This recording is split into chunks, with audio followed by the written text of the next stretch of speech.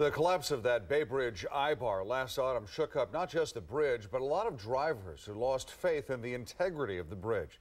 The Bay Bridge, like so many others across the nation, is decades old, but now there may be a new high-tech way to detect when a bridge part or a bridge itself is about to fail.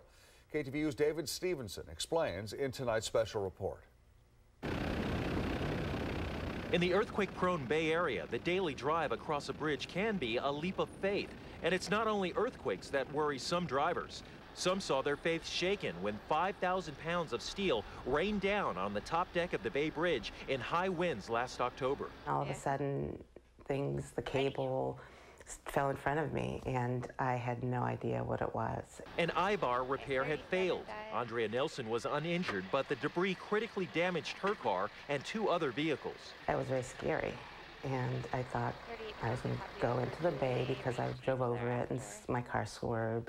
The I-bar failure stirred memories of the 1989 Loma Prieta earthquake, which collapsed a 50-foot section of the bridge. It's very difficult to put an exact number on how many of our bridges are fatigue sensitive. University of Michigan engineer Jerome Lynch heads up a national project to make bridges smart, using high-tech sensors to alert engineers when sections are fatigued and close to failure in high winds or from overloading, which triggered the 2007 collapse of this Minneapolis bridge, killing 13 people.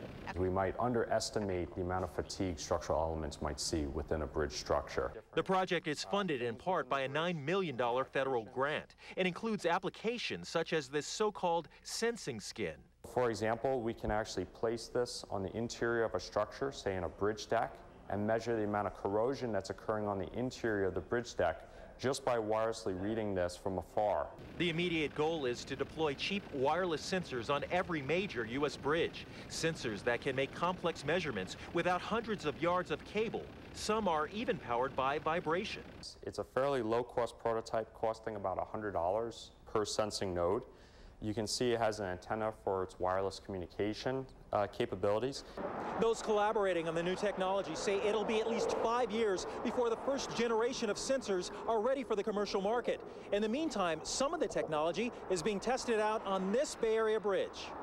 Last November, University of Michigan engineers partnered with Caltrans and a South Bay company to test about a dozen wireless sensors on the Carquinez Bridge. It quickly became a case of too much information because the sensors generated gigabytes and gigabytes of data. The problem with doing sensors, it's not only getting the data out, but making sense out of it. Engineers at Sunnyvale's SC Solutions are using mathematical models to organize that data and decide where to place sensors. The bridge deck is a good example of where it gets complicated because it's a continuous, it's like a kilometer long. So there's almost an infinite number of places where you could put a sensor. The idea is to make it simple for bridge operators to understand precisely where and what the problem is.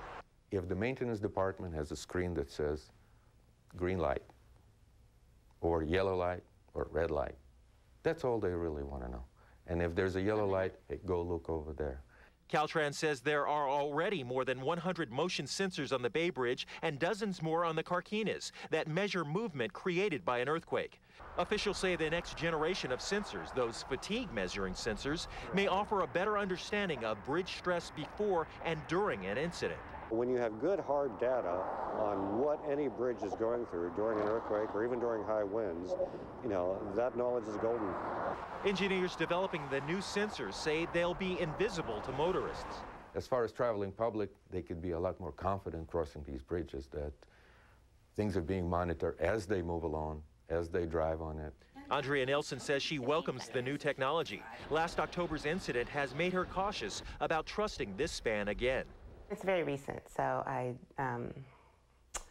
don't want to cross that bridge. In Oakland, David Stevenson, KTVU Channel 2 News. The annual Macworld